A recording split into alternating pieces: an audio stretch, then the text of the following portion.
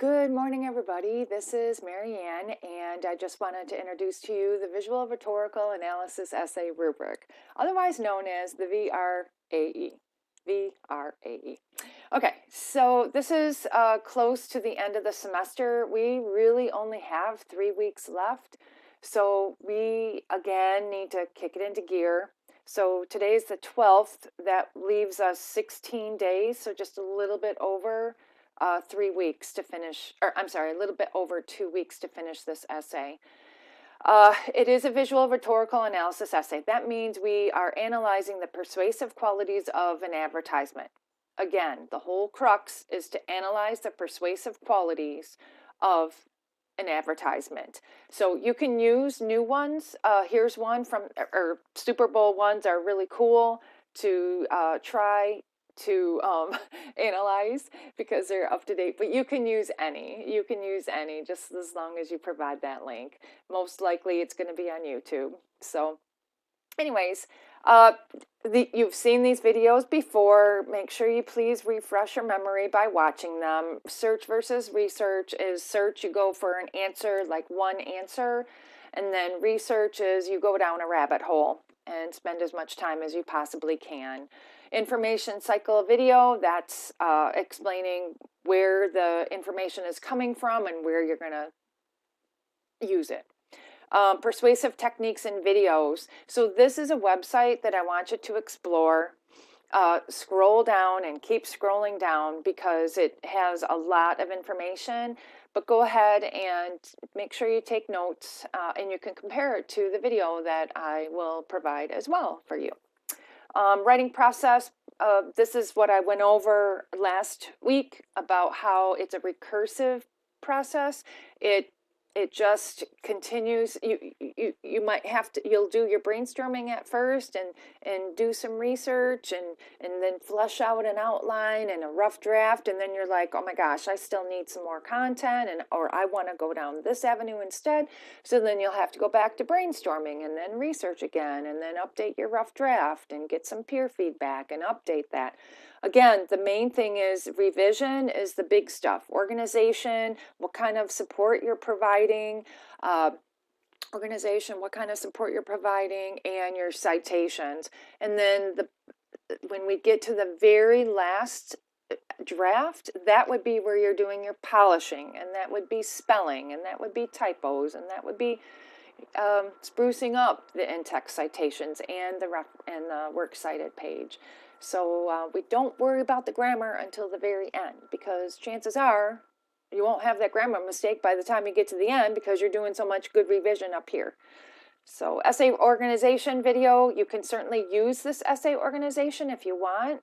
And then here is a worksheet to jumpstart you into describing and really delving into that video or that advertisement and all of the facets that entice you to keep reading and even buy their or keep watching and even buy their product. So again, just like before, you're brainstorming. I'd like to see that. You're going to do it on your own this time. We did it collaboratively last time, but this time we're going to do it on your own. Make sure you think back to that video that you watched. Working thesis, I do have a video to help remind you of what that thesis should have in it. Annotated bibliography, we did that last week. You guys rocked on that. Absolutely rocked. So I just wanted to compliment you to keep up the good work. 3 sources again. Here's a little outline if you want to use it. Rough draft that we're about 800 words. Back up here it says about 1,000 words, so that's really nothing new. This one is worth more points though. You will be going to the Writing Center again. The more feedback and the broader perspectives you get from different people, the better. So yeah, I'm a good person to review your paper, but so are other people as well. So we will do peer review. Please know the peer review has 2 purposes. One, first, to promote community in the classroom. research says that when students know each other, they care more about each other, they give better feedback. And also, and when students know each other in the classroom and care about each other, research shows that all students have greater success in the classroom, in their in the classroom and in the course. And then the other purpose is because when you look at that person's paper, you realize, oh my gosh, I can improve my paper by doing the same thing. Or my gosh, did I do that on my paper? I might have to check that out. Or you might see some moves that that person is making, and you can incorporate those moves into your paper. So those are the two reasons. Rough draft again, and then the final. So you're going to do a first draft, and then a second draft, and then that third draft. So the first draft is just you. It's just you. And then the second draft is the content that you improve upon, are all the revisions you make based on me, based on your peer, and based on the writing center. So that has a lot of the big changes. You probably will have gone through a fair amount of revisions by then, because you'll look at my content, or look at my suggestions, revise. Look at the writing center suggestions, revise. Look at your peer suggestions, revise. And so it probably will have gone through a lot of revisions.